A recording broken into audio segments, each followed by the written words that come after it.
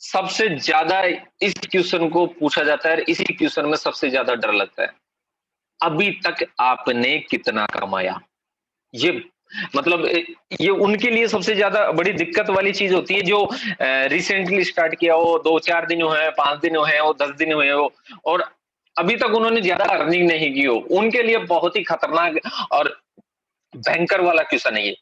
और हर आदमी इस क्वेश्चन को देखते ही अपने हथियार डाल देता है, अपने हथियार डाल देता है और अपन उस तरह से नहीं सर अभी तो कुछ नहीं है, अभी तो ये है, वो है, अभी तो ये है, हमने अभी स्टार्ट किया है, ऐसे नहीं है, हमको इसका भी रियलिस्टिक जवाब देना है। अब इसके पीछे भी हम हिडन हिडन मीनिंग देखेंगे कि वो इसके पीछे पूछना क्या चाहता है। वो कह रहा है कि अभी तक आपने कितना कमाया है, इसका मतलब वो ये जानना चाह रहा है कि इस बिजनेस को लेके आपकी कितनी जिज्ञासा है, आप कितना इसमें आगे बढ़ना चाहते हो और ये आप किस तरह से इस बिजनेस को आगे बढ़ाओगे मेरे को और आप भी। तो जब वो पूछता है कि अभी तक आपने कितना कमाया है, तो इसमें घबराने की जरूरत नहीं है, हमको बहुत ही शानदार तरीके से इसका जवाब देना है और ये क्वेश्चन हर नए बंदे को तो अपने दिमाग में रखना है। हर नए बंदे को तो ये ऑब्जेक्शन झेलना होता है क्योंकि जब स्टार्ट करता है तो सबसे पहले ये चीज आती है। और जब ये सामने वाला हमसे पूछता है ना कि तूने कितना कमाया, भाई तूने अब तक कितना कमाया, तो ये हमको लगता है कि ये हमारी इंसल्ट होगी, ये हमारी तो बेइज्जती हो गई और हम करते हैं कि यार ये आदमी क्या क्वेश्चन पूछ रहा है हमसे। तो दोस्तों यहाँ पे घबराना नहीं है हमको और इसका रियलिस्टिक उदाहरण देना है बिल्कुल शांति तरीके से और उसको समझ में भी आएगा। तो दोस्तों बढ़ते हैं आगे और जानते हैं इसके बारे में। जैसे ही सामने वाले ने बोला हमको कि सर अभी तक आपने क्या कमाया, कि तूने अब तक क्या कमाया, तो सामने वाले को जैसे ही वो बोलता है तो हमको कहना है कि सर बहुत बढ़िया आपने चीज कही है, बहुत बढ़िया आपने सवाल पूछा है कि तुमने अभी तक कितना कमाया है। और जब अपन ये चीज कहते हैं कि तुमने अब तक कितना कमाया, तो साथ में हम गाड़ी घोड़ा बंदूक ये भी दिखाते हैं, तो वो ये भी कहता है हमसे कि अब तक तूने कौन सी गाड़ी ले ली, कौन सा बंगला ले लिया।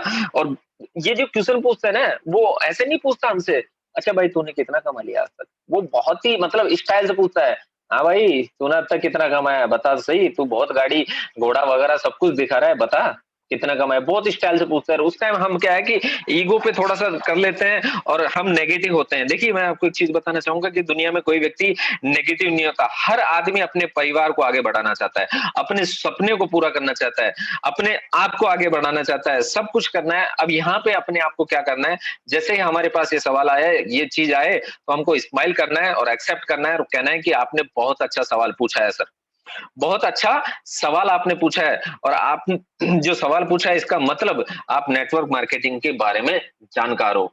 ये चीज मैं समझ गया हूँ कि सर आपने जो ये सवाल पूछा है इसका मतलब आप नेटवर्क मार्केटिंग के जानकार हो और मेरे को बहुत अच्छा लगा। लेकिन सर मैं आपसे पूछना चाहता हूँ, अब हम उससे सवाल वापस पूछने लगे, सर मैं आपसे पूछना चाहता हूँ कि धीरू भाई अंबानी को आप जानते हैं क्या? धीरू भाई अंबानी को जानते हैं किसे? हाँ जानते हैं। बताइए तो वो कौन थे? बताइए तो वो कौन थे? उससे बोले उससे पहले आप ही बता दीजिए। देखिए सर, धीरू भाई अंबानी बहुत अ, रिच पर्सन है। उन्होंने एक मिसाल कायम करी है, जो भी उसने सपने देखे थे वो पूरे किए। आज पूरे देश पे उसका नाम है, सबको लोग जानते हैं उसको। तो सर मैं आपसे एक चीज पूछना चाहता हूँ कि ये चीज हो गई करंट वाली, लेकिन जब उनके पास नहीं था, जब शुरुआत की बात, आज उससे पहले की बात करें जब वो नौकरी करते थे, तब अगर पूछा जाता है कि धीरू भाई अंबानी कौन थे, तो हम क्या जवाब देते हैं? एक पेट्रोल पंप पे नौकरी करने वाला है, उसको कोई नहीं जानता था। ये कब की बात है? जब उसका स्टार्टअप था। आज अगर एमएस धोनी की बात किया जाए, अगर आज एमएस धोनी की बात की जाए और पूछा जाए कि एमएस धोनी कौन है, तो एमएस धोनी कौन है? एक सफल कप्तान है और पूरे वर्ल्ड में नाम है, भारत का सबसे सफल कप्तान बना था वो। लेकिन आज से जब उसने शुरुआत करी थी, तब एमएस धोनी के लिए हम पूछे तो क्या जवाब मिलता था? नया लड़का है, देखते हैं कितना टिकता है, क्या कर पाता है। ये उसकी स्टार्टिंग वाली चीजें हैं। इस दुनिया में कोई भी बंदा कोई भी बंदा स्टार्ट करता है तो वो जीरो से स्टार्ट करता है। उसकी शुरू में इतनी वैल्यू नहीं होती, लेकिन आगे जाके बढ़ती है, क्योंकि हर जो हमने दो स्थिति दी है कि अब क्या है और पहले क्या था, दोनों में अलग अलग जवाब आया।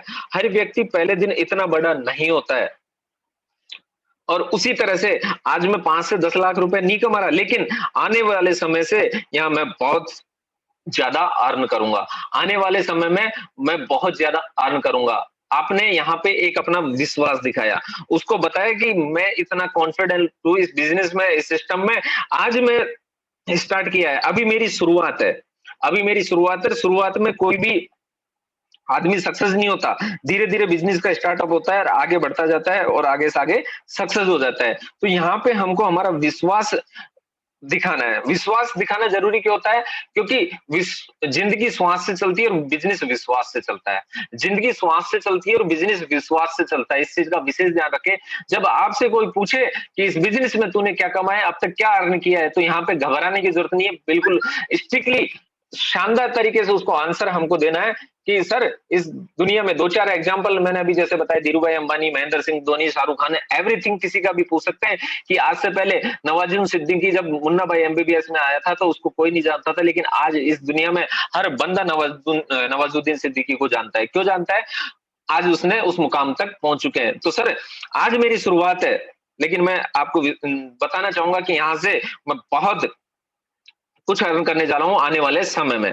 और साथ में आप ये भी बता सकते हैं कि सर जब मैंने इस बिज़नेस को स्टार्ट किया था, इस प्रोजेक्ट को जब मैंने शुरुआत करी थी, तो मैंने अकेले शुरुआत करी थी।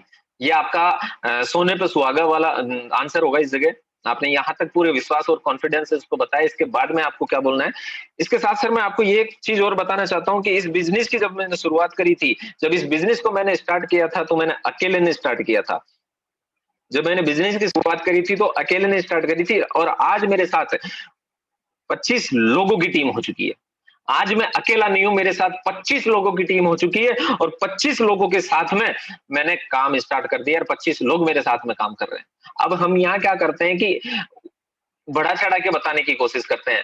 अगर हमारी 200 की भी टीम होगी ना, तो भी हम क्या बताएँगे, सर अभी तो छोटी-सी टीम बनाई है मैंने 200 लोगों की। तो सामने वाला क्या करेगा, बस छोटी-सी टीम बनाई है 200 लोगों की। जबकि 200 लोगों की टीम बहुत बड़ी होती है। लेकिन अगर आपने 5 लोगों की भी टीम बनाई है या 10 लोगों की भी टीम बनाई है या 15 की बनाई, 25 की बनाई, 30 की बनाई, 100 की बनाई, कितने की भी टीम बनाई, उतनी ही टीम आपको बतानी है। और इस तरीके से बतानी है कि सर मैंने शुरुआत अकेले ने करी थी। जब इस बिज़नेस को मैंने स्टार्ट किया था, इस प्रोजेक्ट को स्टार्ट किया था, तो मैंने शुरुआत अकेले ने करी थी, लेकिन आज की अगर बात करूँ सर, मेरे साथ 15 लोगों की टीम खड़ी हो चुकी है और मैं अकेला काम नहीं कर रहा, मेरे साथ 15 लोगों की टीम साथ में काम कर रही है। तो सामने वाला सोचेगा कि वास्तव में चीज़ इसने बहुत अच्छी बताई है, क्योंकि कहते हैं ना कि बताने वाला जितना महत्व तब देगा, उतना सुनने वाले को महत्व समझ में आएगा। समझ पा रहे हो? आप जितना महत्व अपने आप को दोगे, अपने बिज़नेस को दोगे और अपनी इनकम या अपने टीम के बारे में आप महत्व दोगे, तो सामने वाला भी उतना ही आपका महत्व समझेगा और उस चीज़ को रिलेटेड करेगा। क्योंकि कहते हैं कि सर दुनिया में हर आदमी शुरुआत में सफल नहीं होता है।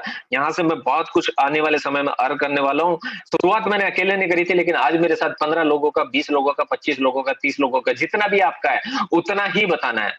और बिल्कुल कॉन्फिडेंस तरीके से बताना है कि सर मैंने अकेले ने स्टार्ट किया था, लेकिन आज की अगर बात करूँ, तो आज मेरे साथ 15-20 लोगों की टीम बन चुकी है। 15 से 20 लोगों की टीम बन चुकी है। अगर 15-20 आप फिक्स कर ले कि सर 15 लोगों की टीम आज मेरे साथ में काम कर रही है। मैंने शुरुआत अकेले ने करी थी। तो इस तरह से सामने वाले को सारी चीज़ समझ में आ जाएगी और वो आपसे ये नहीं पूछेगा कि सर अब बताइए कि आप क्या कर रहे हो? तो इस चीज़ का